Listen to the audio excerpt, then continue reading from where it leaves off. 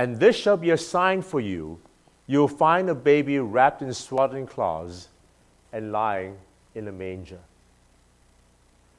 I think that most of us, when we read this particular verse, have not thought about it. Why are these two things such important signs? Are babies not always wrapped in soft cloth?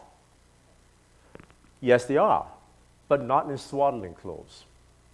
What these things are, the cloths that are being used, are cloths that are used usually for underwear. They are cloths that are cloths of a person who doesn't have anything that's prepared. And thus, you take up these cloths and you wrap a child in them, and most people would think that's an inappropriate thing to do. But the first sign of swaddling cloths is this: Jesus came as human being amongst us. One who's wrapped in the humanity that is his to take on. He is not a king. He is not born of riches, but he took upon himself human form, human flesh.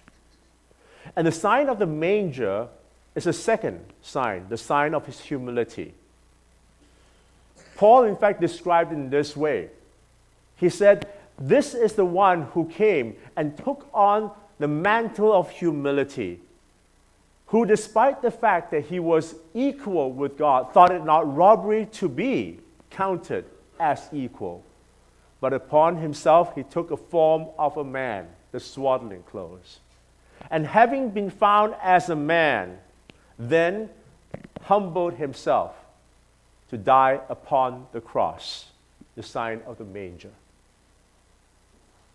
It's important for us as we approach the Christmas season to recognize that Jesus came as one who walked among us so that he might know our weaknesses, our humanity.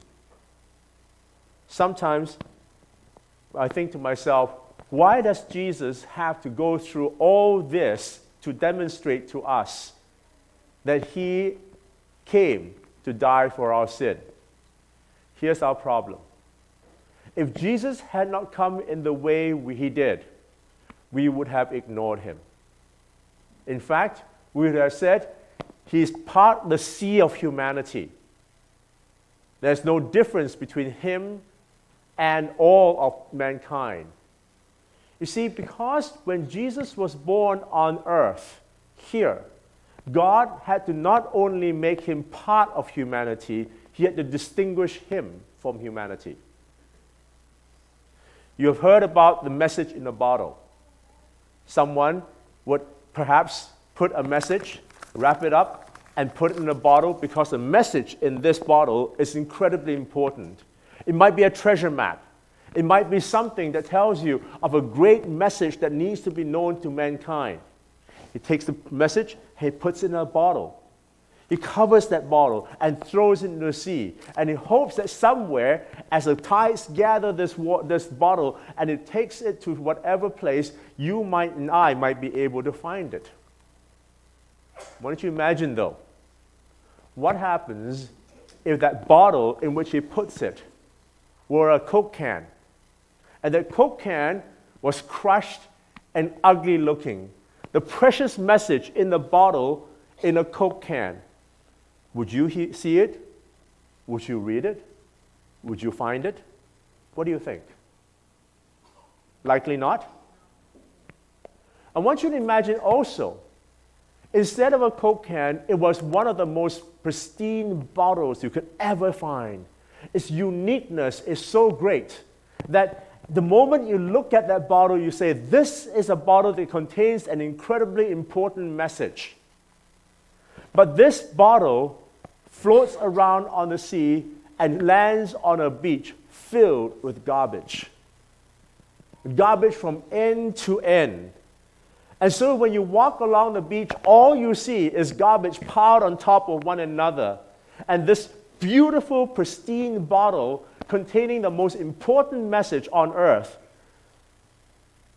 is on this beach in the midst of garbage. Would you notice it?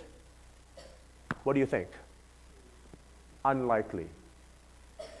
You see, when Jesus came upon this earth, he was a unique message. For unto us a child is born, unto us a son is given. A virgin shall give birth to a child. Great sign. His name shall be called God with us. Incredible sign. He shall be found as one who is wrapped in swaddling clothes, his cover of humanity. He shall be placed in a manger, the demonstration of humility. But when he comes into our world, the question for each one of us is, what kind of bottle are we? Are we people who carry the message of the gospel of Jesus Christ in such a way that we carry it with disdain? Does it live within us as if we, carrying this beautiful, precious message within us, were like a crushed Coke can? Or do we, as people who believe in who Jesus is, who celebrate Christmas because it's Jesus coming into our world, do we say, no, our lives need to be as holy as he has called us to be the pristine, beautiful bottle that he has called us to be, to represent the message of Jesus born into our world? And then when we come into our world, we come into our place called church. Is our place called church and the places that we traffic, the places where we're at, a beach with all kinds of garbage in it? So that even if we carry the message in the holiness of how we live, we are amongst people, the church that we are in, the places that we traffic, a place full of garbage? Or do we, as God's people, gather together and say, we need to be able to be people who are worthy of the message that God gave to us?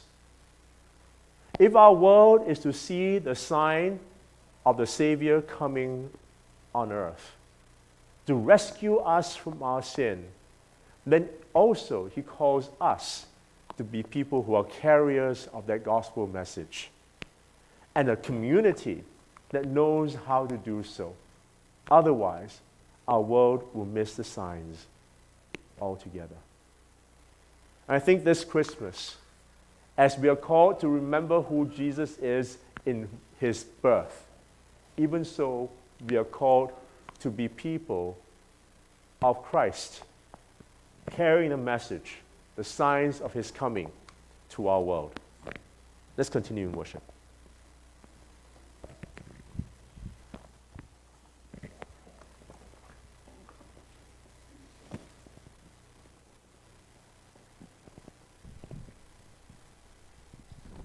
Now after Jesus was born in Bethlehem of Judea in the days of Herod the king, behold, wise men from the east came to Jerusalem, saying, Where is he who has been born King of the Jews? For we saw his star when it rose, and have come to worship him. When Herod the king heard this, he was troubled, and all Jerusalem with him. And assembling all the chief priests and scribes of the people, he inquired of them where the Christ was to be born. They told him, In Bethlehem of Judea, for so it was written by the prophet, And you, O Bethlehem, in the land of Judah, are by no means least among the rulers of Judah, for from you shall come a ruler who will shepherd my people Israel. Then Herod summoned the wise men secretly, and ascertained from them what time the star had appeared. And he sent them to Bethlehem, saying, Go and search diligently for the child, and when you have found him, bring me word, that I too may come and worship him.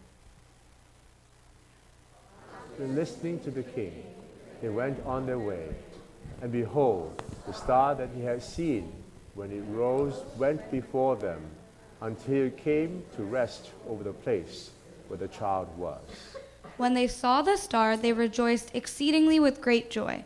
And going into the house, they saw the child with Mary his mother, and they fell down and worshipped him. Then, opening the treasures, they offered him gifts, gold and frankincense and myrrh. Please stand with us, church.